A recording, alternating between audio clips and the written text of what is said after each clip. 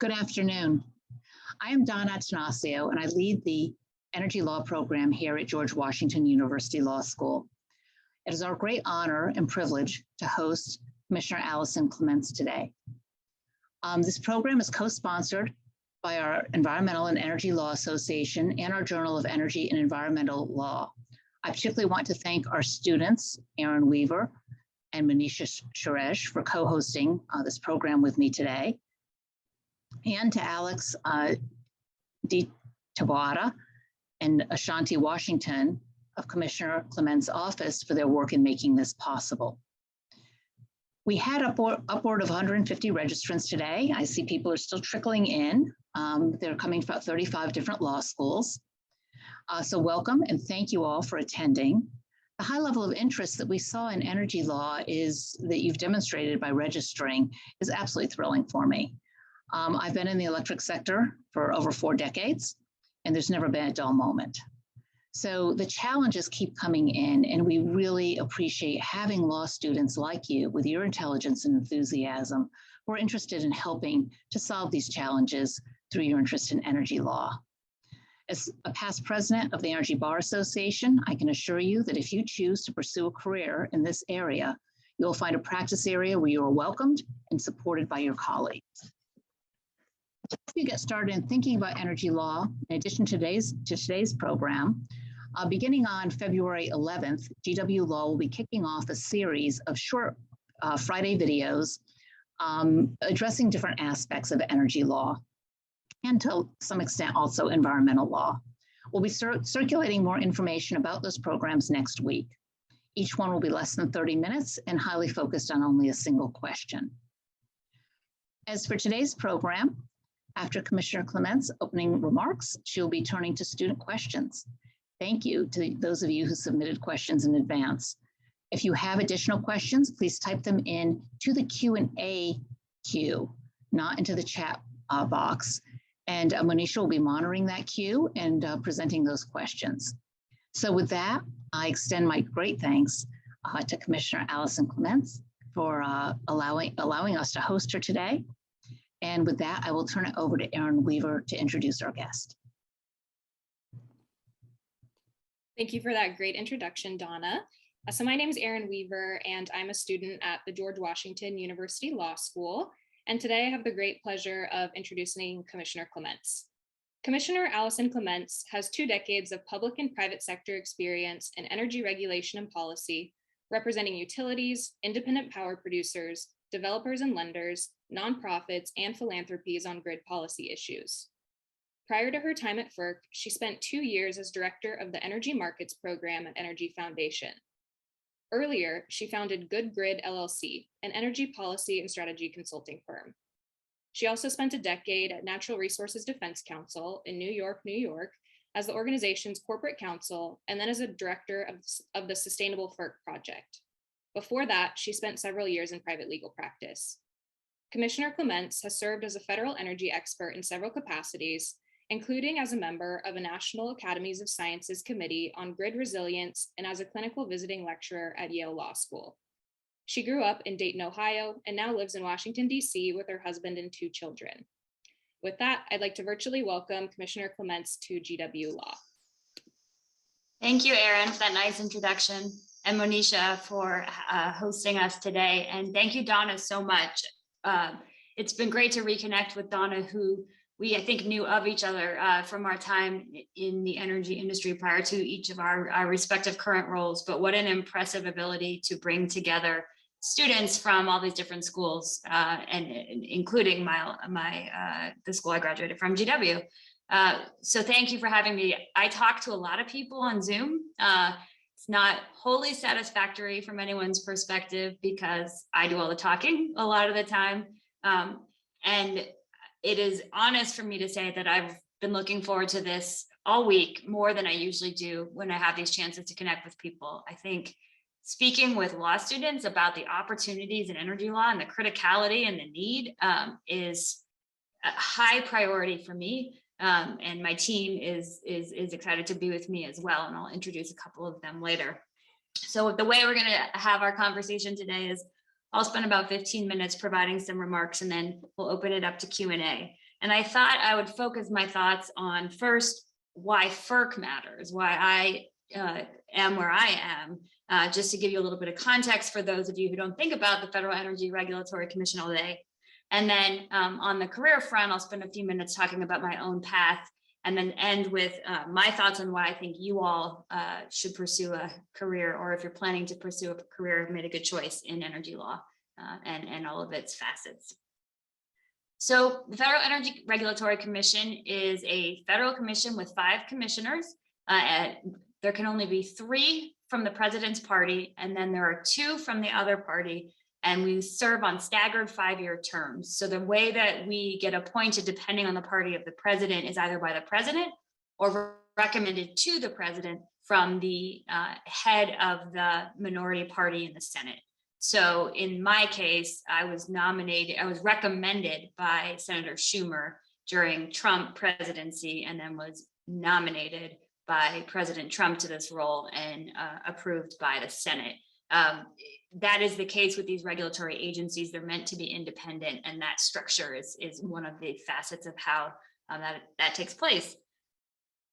The transmission grid is the backbone of the US economy. The electricity system is the backbone of the US economy. And that goes all the way from the wire that comes from your apartment or your house up through the big high voltage lines you see when you're driving down the highway. The big part of that, the bulk electric system, is Ferc jurisdictional. And in my mind, there's nothing more important than supporting the backbone of the US economy, which is the energy system. It's a national security issue. It's increasingly a climate issue, and it's a really great place to work. Ferc is the federal agency that has jurisdiction over those transmission lines and the grid. It has jurisdiction over the wholesale sales of electricity, which is the markets in which energy is bought and sold before it's bought by the utility that delivers it to your house, to your school, to your apartment. It's also important in this energy transition for many reasons, and increasingly getting attention because of that. When you pass a policy, if you're a state and you're the most recent state to pass 100% clean, or Congress across town decides to pass a comprehensive energy policy, that's not the end point. Yes, let's celebrate, let's pause and celebrate, but that is the starting point for what is then, how does the system change the resource mix reliably and while protecting customers, while keeping customers in mind, because change is expensive. And it's not changing is also expensive in a lot of ways. But it doesn't matter how much good legislation you pass or how many good city ordinances you pass, if the grid underneath of all of those laws doesn't work to integrate the kind of resources that those policies are attempting to incent in one way or another, they cannot succeed in implementation. And that's the perspective that I've always come to this federal energy regulatory work and world. So, and also let me remind you, there's 50 state level commissions with the retail jurisdiction, the sales of electricity from Pepco or your utility or co-op or municipality to you, as well as the retail level markets. So that in terms of the scope of the opportunity relative to career choice, it's massive. So Aaron ticked off my bio, and I've done lots of different things in the energy space. And I'm going to walk you through that, hopefully with the intent of not simply reminiscing, but to inform the kinds of decisions one makes along this path. I went to law school at GW. I spent my first summer as an intern at Earth Justice, which is an environmental and energy focused advocacy organization. Many of you are probably familiar, in their Denver office. And then I spent my second summer at Troutman Sanders in Washington doing regulatory energy law. And I was attracted to the practice because at the time, working on environmental issues and energy issues at a law firm, there weren't a ton of options. You kind of could choose to, defend violations of the Clean Air Act or the Clean Water Act, or monitor compliance type issues, or you could do this electric grid work. And I thought to myself, well, I'm going to go to a law firm. I want to pay off my loans as soon as I can. So this seems like a relatively innocuous way to learn how the power system works. And that was the reason at the start. It became so much more than that. It is a really, in my mind, fascinating area of the law. Very practical. I'm a very practical person. I don't consider myself a lawyer's lawyer. While I liked GW as an experience, I didn't kind of love the study of law in the way that some of our friends and colleagues do. I wanted to be out there kind of focused on what was already happening in real time. And that's not to say people who are lawyers aren't also, but that's what I was thinking about. I spent a couple of years at Troutman out of law school in DC, and they merged with a New York firm and sent me up as part of the integration team. I was very focused on trying to do renewable energy work. And at the time, again, the utilities, the investor-owned utilities that were the big firm clients weren't doing a lot of regulatory work, Ferc work around renewable energy. The existing resource mix was very minimal in terms of penetration of solar and wind at that point. And so while I loved the regulatory law as a practice, administrative law as a practice, I decided to switch over to a second law firm called Chadbourne & Park at the time. It's now called Norton Rose Fulbright, to do project finance, because the only place that I saw in the firm world where you could get into the renewable space was through the financings of projects, which were starting to happen. And so I did that for a couple of years. I did more than renewables. There wasn't that much renewable financing to do. I did biofuels. We were doing ethanol, the financing of ethanol facilities, of biodiesel, early biodiesel facilities, as well as kind of standard infrastructure M&A. I did not like that kind of law. I don't like contracts. Some people thrive in it, and my friends who are still there are some of them. I missed doing the administrative energy law. And I was also working really hard as young associates do at law firms, and feeling like I needed to do something different. I had interned at NRDC through a third-year fellowship program that GW runs, and I think it's still going, Shapiro Public Interest Fellowship. And so I had an experience with NRDC and some contacts there, and I saw they were advertising for corporate counsel, and I thought, oh, that was my dream job. I'd love to work at NRDC, but I didn't think that I could go be a litigator there. I didn't have the kind of experience that they wanted. But they wanted someone who knew how to do contracts. And I just spent, 100 hours a week for 2 years doing contracts. So I convinced the person who was hiring for this role that I did really want to do contracts for a while, and came into NRDC through that way and did that role for 3 years. It was an institutional role. I learned a ton about risk management to add on to the risk management experience at Chadbourne. And then when I hit my 3-year mark, a job came open at NRDC called the Director of the Sustainable Ferc Project. Really poorly named, clearly not focus grouped or polled, name for a coalition of environmental groups who focus on Ferc issues, on federal energy regulatory issues. And it kind of came full circle for me. I was in a place I wanted to be. I was coming from a perspective I wanted to be coming from in terms of, thinking about climate and clean energy issues. And the job was back to the regulatory law that I really enjoyed. And so I moved into that role and spent, I guess, the rest of the 10-year period playing the director role for the Sustainable Ferc Project and working with other organizations, not just environmental organizations, clean energy trade associations, consumer advocates, state energy offices, and others who are interested in these emerging issues related to energy transition on the electric grid. When I during this time, got married, had 2 children, and for my husband's job, moved out from Brooklyn to Salt Lake City. So I had been on the East Coast my adult life, and we decided, why not? Let's get out of Brooklyn. Our apartment is small. So Utah's big. Let's go explore. So my husband got a job out there. We spent 6 years there, during which time I stayed with NRDC for a little while. And then it felt like a rough commute, and I decided to leave. I tell this story because I think it's useful for people thinking about career moves. I actually took a job at a local solar company, was there for about 12 days before I realized I shouldn't have done that. It wasn't a good fit for many reasons. And I left. I decided to leave. And as a defensive mechanism, I started a consulting firm. I got it all ready. I set up the website. I started a podcast. And I did it because I didn't know what else to do, but it turned out to be a really successful and fulfilling experience relative to being able to take on the work I wanted to take on, focus on energy policy. And I did that for a while and eventually went to work for one of my clients, the Energy Foundation, for a couple of years before this role at the commission came up. So I share all of that in hopes that you can pick a piece of it that's relevant to how you're thinking about trying to make your decisions. And I'm happy to provide more input. My colleagues who are on will also have perspectives on their own career paths that got them to the commission where we work today. So finally, my last area before I open it up is why you should pursue a career in energy law, why you should convince your friends to pursue a career in energy law. And I've come up with 4 categories. First is climate, second is people, third is the law, and fourth is business. So the energy transition cannot succeed domestically unless you have a set of rules that work.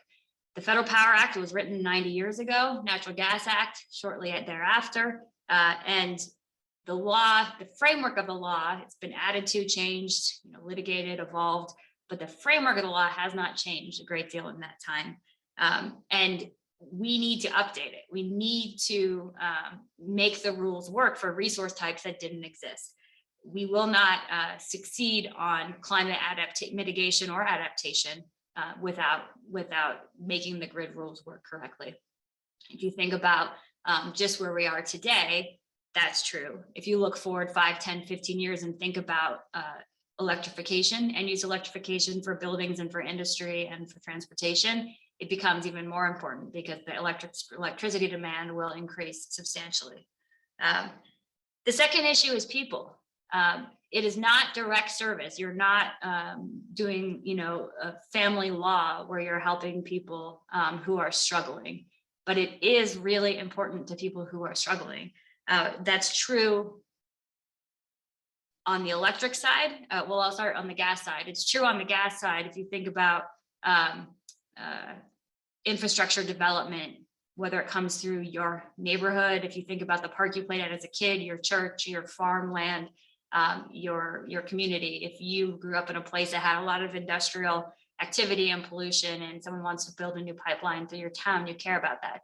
The commission has jurisdiction over the siting of the approval of interstate natural gas pipelines, and the decisions we make have important consequences for people. On the electric side, sometimes it's more attenuated. It's not the intuitive, we're building new infrastructure in your town.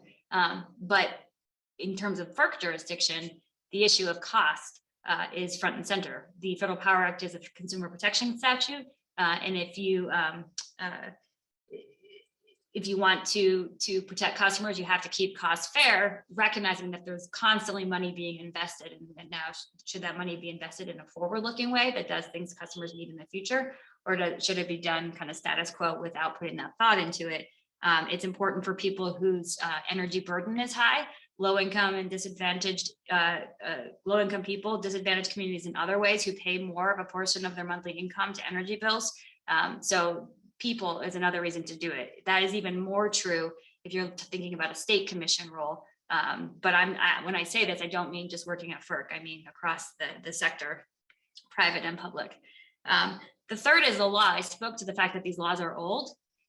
They've been working pretty well. Not a lot has changed. We had to adapt to bring on nuclear power and then balance it out with some hydro in the 70s and 80s. And then we deregulated market structure in the 90s to the early 2000s. So that was kind of a big change, and then there was as hydraulic fracturing became commercialized, we made changes to the system because so much gas was integrating, and that changed a lot of things. And now there's a new transition, and the law is going through growing pains. And that is a really exciting time to come in and help to influence outcomes. And then finally, the fourth thing is just business and demand. I mean, even if you accidentally ended up on this meeting and you don't know anything about energy law, the need for talent is immense. Department of Energy just announced 1,000 new jobs relative to implementing the bipartisan infrastructure law. It is true everywhere. Renewable energy companies, corporations with sustainability goals, the entire tech industry who's building data centers that rely and have made commitments to rely on 24/7 carbon-free power. you name it. You want to be in the government, you want to be in the private sector, you want to be in a nonprofit. The opportunities are tremendous. And I think the exciting moment that you're in right now is that maybe, just maybe, we're getting to the end of fighting about whether or not climate change is happening, and we're pivoting towards the how do we do the solutions in a way that keeps the lights on, and how do we collaborate effectively towards creative solutions. So I also think the last thing on the business front is this is an industry ripe for disruption. People have been saying that for 3 decades, but I think we might actually be at that time. I think as it goes, it's hard for the incumbents to innovate. And this is an industry of incumbency and monopoly regulation. There is an opportunity for innovators to come in and change that landscape. And that's pretty exciting as well. So I think with that, I will stop and pause and introduce my colleagues, and we'll open it up to questions.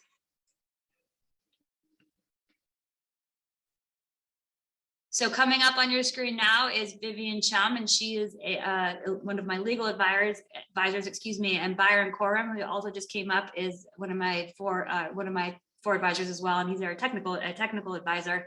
And maybe they could each just say, a minute or a little bit more about the career path that they have taken to get to where they are. Go ahead, Vivian. Okay, I'm going to go first, I guess. Hi, I'm Vivian Chum. I graduated from Harvard Law School in 2007, so it's been a while. But I have to say I didn't come out of law school or go into law school thinking I was going to be focused in energy work.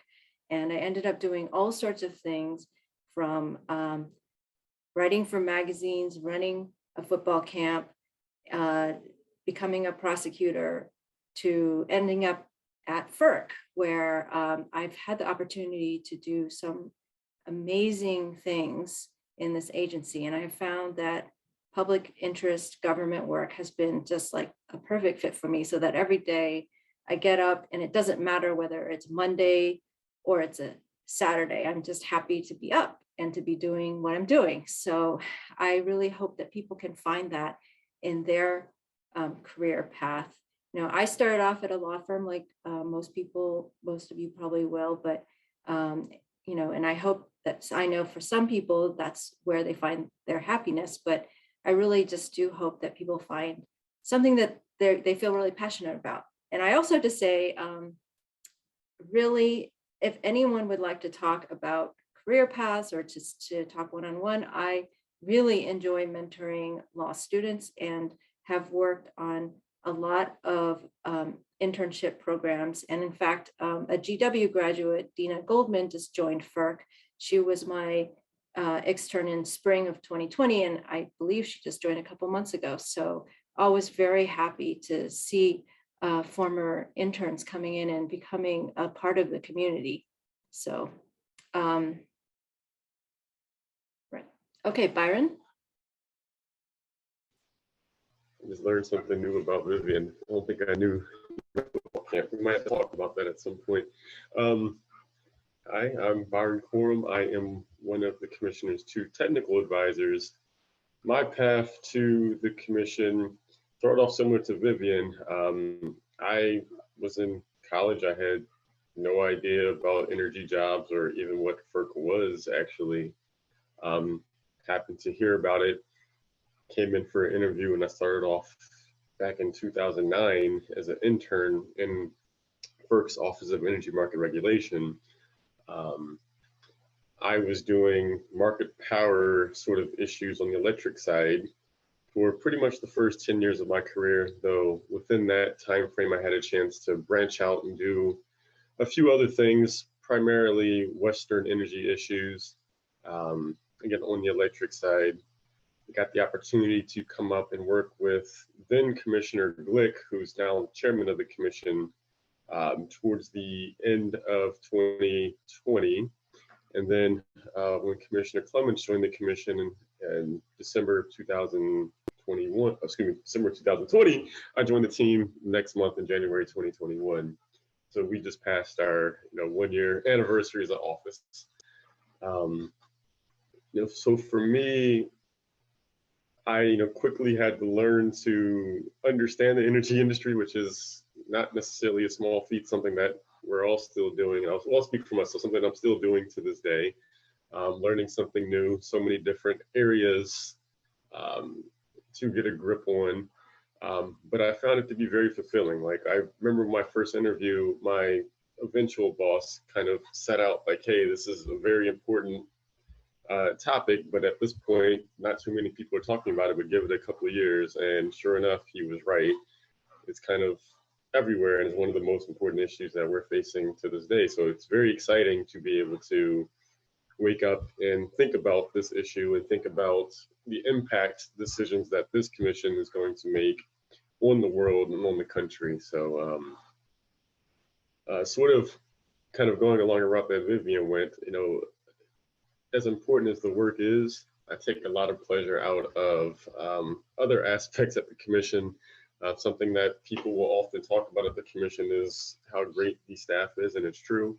I've met some of my favorite people in the world at the commission, and there's just, even the people who aren't in my smaller group, there's just a great group of people around who are dedicated, take their jobs very seriously, but they still are very good people.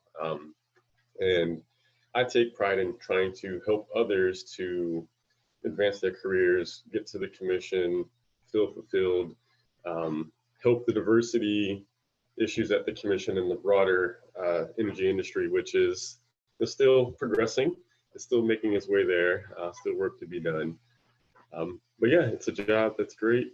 And like Vivian, you wake up, and she was right, sometimes it is 6 days a week, maybe 7 days a week in the job that we sit in. But most of those days we wake up ready to tackle the work and get at it.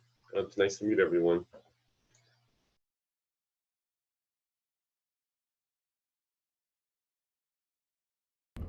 Thank you so much for being here, all three of you. So we have a few questions both in the chat and that students have submitted beforehand. The first one is, what do you view as essential substantive knowledge or practical skills for energy lawyers that are coming out of law school right now? That's a big question. I'll say administrative law framework is important. I think Byron alluded to the idea that we're all still learning. You can learn everything there is to learn about distributed energy resources in the Midwest, and then you turn, to your next project, and let's say it's offshore wind in New England, and you feel like you know nothing. Or you could be studying one market design, and then turn around and understand you don't know anything about the neighboring market design. It's a lifetime right to work. So don't use your career as a chance to get that stuff. Get some good administrative law experience, and you'll be good. Our next question is, can the commission interpret its conditioning authority under Section 70 of the NGA to impose GHG emissions limits or mitigation of GHG impacts attributable to the proposed project? Oh my goodness, that one sounds like it's by one of the professors at GW, or someone who's clearly already had some experience. That's an issue we're talking about right now. I will back up from the specific provisions of the law, but the DC Circuit has told the commission that at least in its NEPA analysis, at least in some set of circumstances, it is the downstream greenhouse gas emissions from a pipeline are reasonably foreseeable impact of that pipeline that need to be considered. We have asked questions to stakeholders about whether or not that authority, we have suggested that authority is broader than just that specific set of circumstances, and asked for stakeholder input on that, and are in real time considering those issues at the commission, as well as whether or not there's ways to do mitigation that should be incorporated into our certificate process.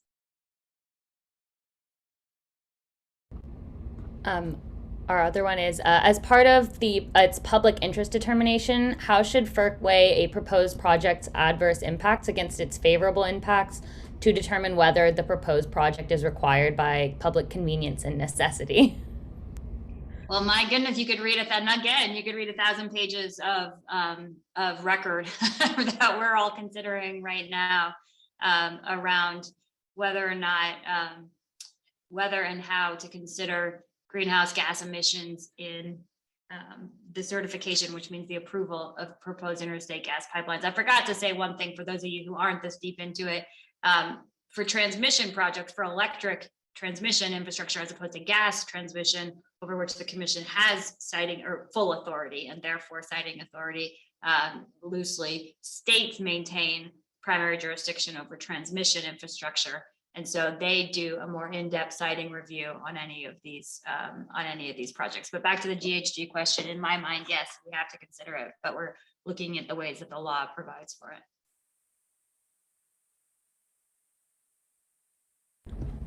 At a critical time for climate and clean energy policy, how can FERC best use its regulatory power to end fossil fuel reliance and accelerate the transition to 24/7 zero carbon GHG energy? That's a good question. The commission is not, by design of the statute, a climate regulator. We're not tasked with writing new policies directly on the issue of climate. However, the commission is charged with the issue with protecting customers, keeping prices fair, and ensuring, this is an oversimplification, but ensuring reliability of the electricity system.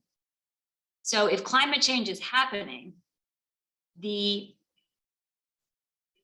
electric grid and the system itself has to be able to stand up to the stressors that come from extreme weather, that come from the impacts of climate change. So there's a adaptation piece to it. At the same time, we're responsible for facilitating where the markets are going, and where the markets are going is to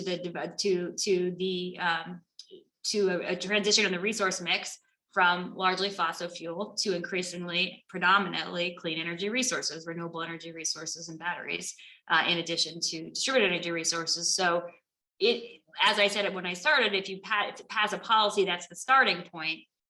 If the markets are going in a direction and the commission doesn't facilitate it, it's not going to happen. And so that's the part that I would be thinking about. There's a mitigation piece to it, although the commission's role isn't really mitigation and adaptation. What is your response to the 18 states attorneys general declaring that FERC has no authority to mitigate or regulate projects' greenhouse gas emissions? Well, the courts have told us what the courts have told us, and we have to follow the law. I keep answering all these questions because I think I'm the one. Vivian and Byron are both focused on the electricity side, so I don't mean to be hogging the mic, but we're responsible for following what the DC Circuit tells us, and the DC Circuit has told us that we need to consider GHG emissions. This is a more general question, but is there an ideal mix of classes law students should take, or any experiences they should seek if they're interested in entering this area upon graduation and don't have specific energy law classes available at their school? Anyone want to go on that one? Yeah, I can do that one. I'm really struck by these law student questions that have been posed. Clearly, a lot of you are now doing a lot of internships and externships, and I'm actually amazed by how focused and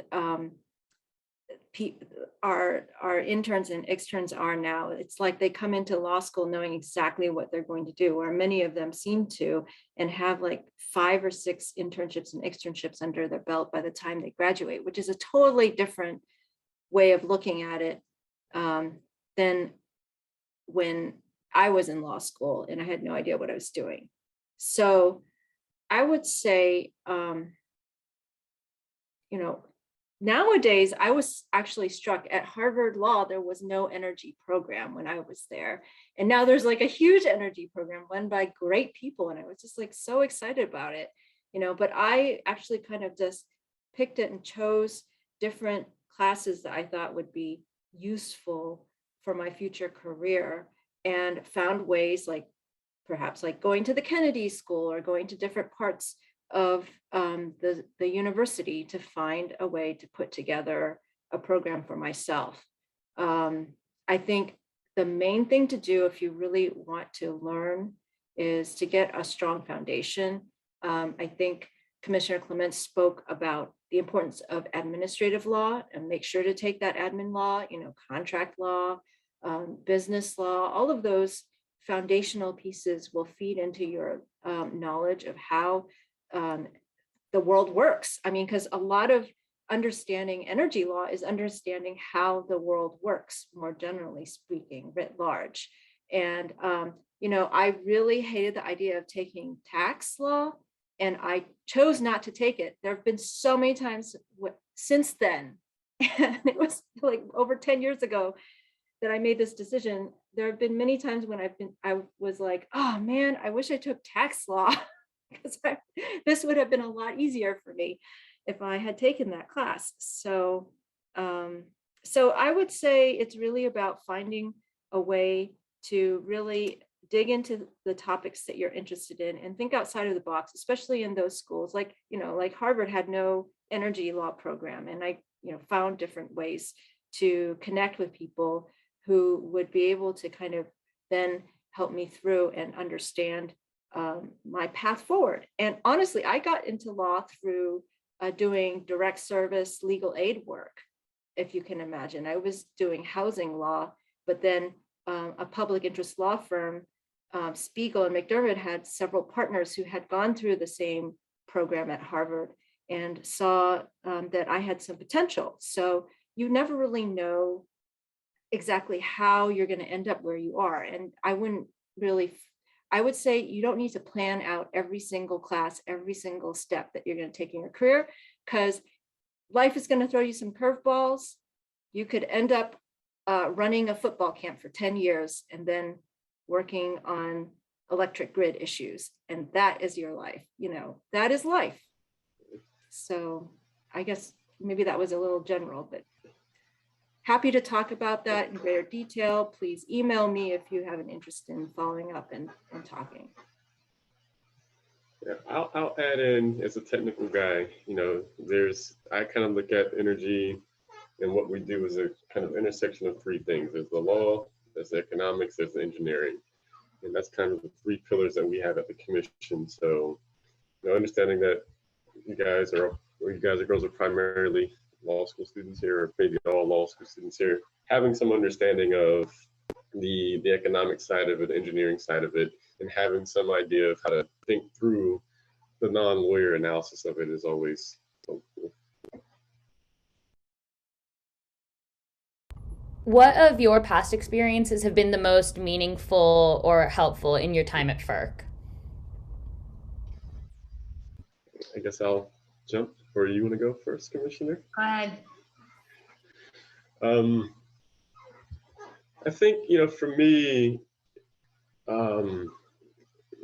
as I was saying earlier, I came to the commission not really focused on energy when I was in college. So I picked up a lot of experience on the go. And I kind of want to split this answer into two things. For me, I just had great mentors at the commission, and they created experiences for me that helped me to craft my idea of what I wanted to accomplish at the commission and within the industry. So earlier on, and I'll kind of be vague about this, we had some experience dealing with some market power issues, and I got a really good front row seat into how the companies on the outside approach the way they present their positioning, present their filings, and it involved a pretty heavy amount of interaction with the commission senior leaders and with this particular company. And it kind of really left me, it really crafted me and crafted my understanding of how, of what this job is and what the kind of different sort of goals and postures the players have. Beyond that, I would say this most recent experience, and this is not me trying to kiss up to my boss because she's right here, but sitting in this job, you get to see so much of what the commission does generally. You get to see a wide swath of everything and see how everything connects. So I don't know if that's directly answering to the question, but I guess it boils down to just getting my hands dirty within the industry helped me to craft where I'm at now. Yeah. I think I'd add two things to that from my perspective. One is industry experience is really valuable. Each of the 5 commissioners have a different set of experiences, and each set of them are valuable and contribute in different ways. When I think about the combination of representing investor-owned utilities on the regulatory side and then doing financings on the transactional side, I have the ability to say, does this actually work in the real world? Does this work relative to how a bank thinks about an investment? Does this work, relative to how this utility is thinking about its shareholder investment? And then balancing that when I worked on this from a policy, so working in a nonprofit where the goal was a clean energy transition, but the reality was a forum where we're, like I said, we're talking about economic regulation, and everything you do needs to fit within the confines of that economic regulator's responsibilities. I got to take a systems approach. So I wasn't just trying to get one wind farm built at one interconnection point and dealing with one state and 2 counties and I wasn't just trying to deal with, quarterly profits on some product or service. And I wasn't trying to, work with just one community. I got to look at it and say, how do we make this system work? What is the right combination of distributed energy resources, of high voltage transmission, of what really is required to balance the variability of wind and solar? What are the real challenges going to be when we reach certain penetrations of those things? And that to me is helpful to have a grounding, a basis to inform whatever happens next.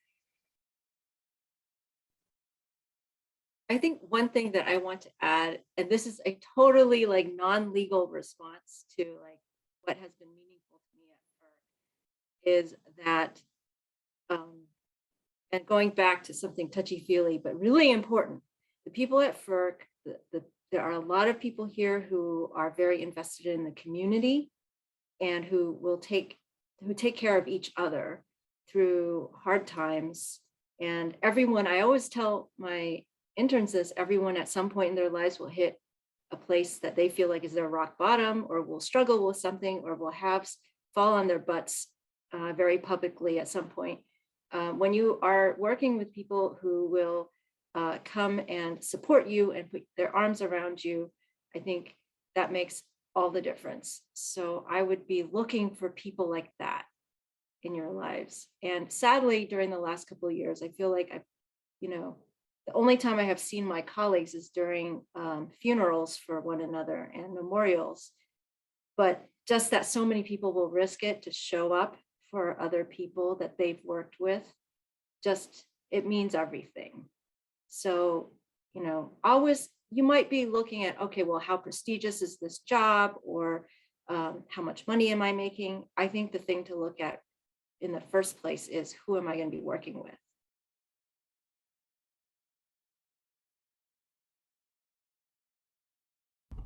Thank you. That's all very helpful. Are there career opportunities available at Ferc for international students? I think so. Actually, I was going to say no. I actually have tried even to get a Canadian person to work as an intern for me in the past, and have struck out. And that is because of requirements, citizenship requirements at agencies. And I've been surprised by how stringent those are, even for non-paying internships and externships. So I would say that you may find better luck at NGOs, non-governmental organizations, trade organizations, or other or law firms, public interest organizations, or in-house. But perhaps rules are different for commissioners. So I'm Canadian by birth, but that's about as far as my foreignness goes. Yeah, you would not be allowed to intern here. You know that, right?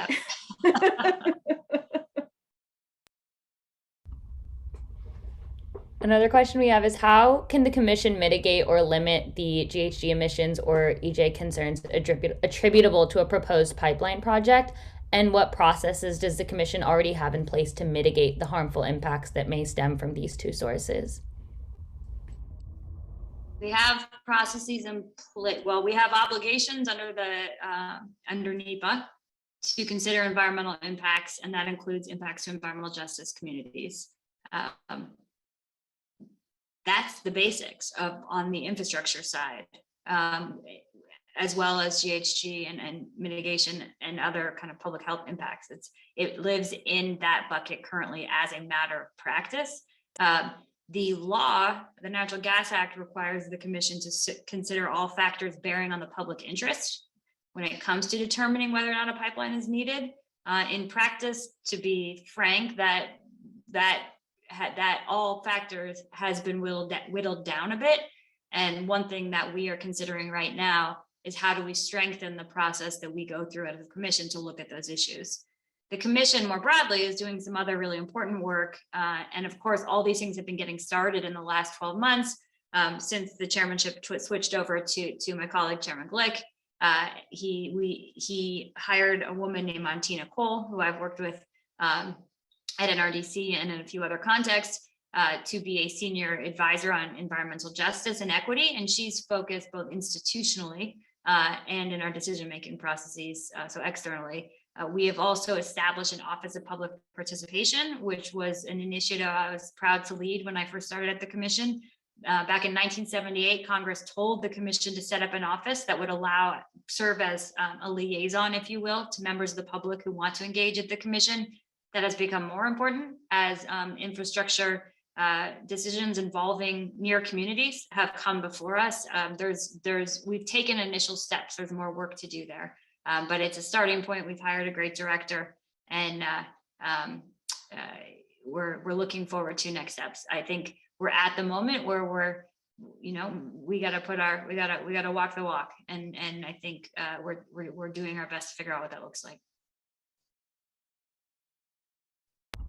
It was mentioned that this is an industry ripe for disruption. So while we see so many companies bringing alternative systems and solutions to the table for the good of society, how do government entities engage with this kind of disruption and sort of anticipate next steps? Yeah, that's a great question.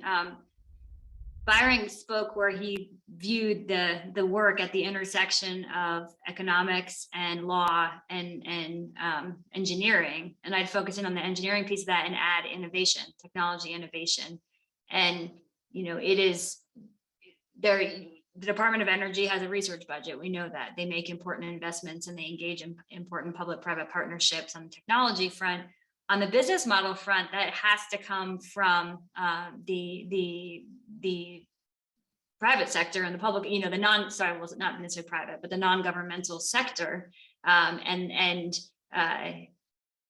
it doesn't have to. In my mind, it will be more successful if it's a business model and opportunity that comes from smart people who understand the regulations and who have we're all kind of ingrained in the way we think, and we're in this, we go down this box of what the rules say we have to do. You have to understand those rules to get out from under them. You often see distributed energy resource companies who are just getting started, even utility scale developers who have all the business pieces in place. They've got the investors lined up, but they don't understand why this market design rule or this interconnection rule in the Mid-Atlantic grid operator is thwarting all their efforts. They didn't come in, that wasn't their starting point. So if you have this regulatory / economic / tech engineering starting point, you have the ability to come out from under it and create business models that can disrupt. And of course, that comes along with the technical innovation required, or the technological innovation required. This is a quick one. This kind of goes back to internship opportunities, but can non-citizens that are legal residents intern at Ferc? Back to our HR expert, but we can follow up on that. Yeah, I don't think so. I don't think But so. they either. cannot. Our Alex colleague is is telling us outside. Yeah, they cannot. Yeah, and unfortunately, that's not something that we've been able. I, as an intern coordinator, haven't been able to change that, and I've wanted to on many occasions. I think we have time for about 2 more questions.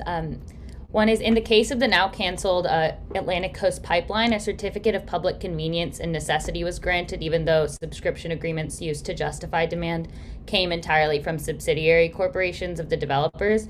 So how can FERC better protect against a gaming of the system like this, where shareholder-owned utilities manipulate the regulatory framework to build unnecessary projects in order to get ratepayer-backed rates of return? Yeah, there's more recent court decisions dealing with affiliate relationships that I can't speak to the specifics to because they're pending in some way. I think that's another issue as we revisit what the, and I didn't say this in answering these gas questions originally, the 1999 gas policy statement that guides the commission's decision-making process on gas pipelines.